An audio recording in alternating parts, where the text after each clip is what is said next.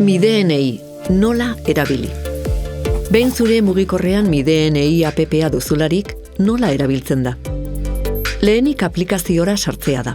Desblokeatu beharko duzu zure pasaitzarekin, edo biometriaren bidez bai zure aurpegiarekin edo baita zure aztarna digitalarekin ere horrela aktibatu bazenu. Zure argazkia eta datuak pantailan agertuko dira. Bera eginez, datu guztiak ikus ditzakezu. Segurtasun arrazoiengatik, zure datuak denbora mugatuz agertuko dira pantailan, eta ez dira zure gailuan inoiz gordeko. Aplikazioari esker, nana beste pertsonen mugikorrean egiaztatu ahal izango duzu baita. Beste pertsona bati zure datuak erakutsi nahi badizkiozu, nire nana erakutsi botoia sakatu beharko duzu, eta pantaila berri batera eramango zaitu 3 aukerekin.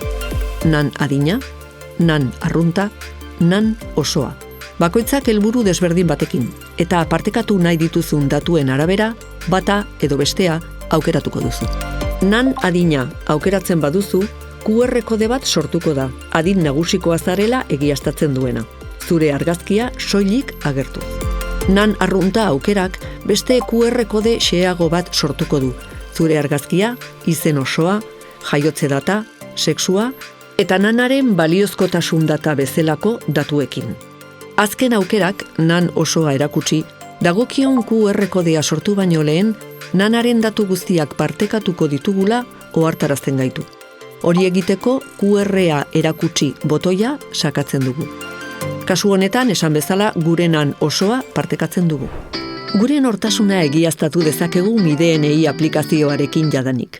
Adibidez, diskoteka batean sartzeko, kontu bat irekitzeko, erosketa bat egiteko edo edozein transakzio egiteko.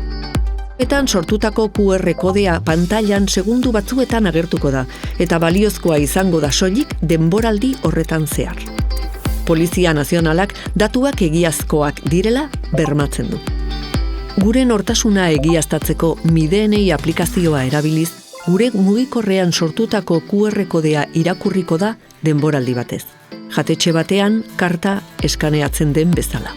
QR kodea egiaztatzeak datuak benetakoak direla egiaztatzen du.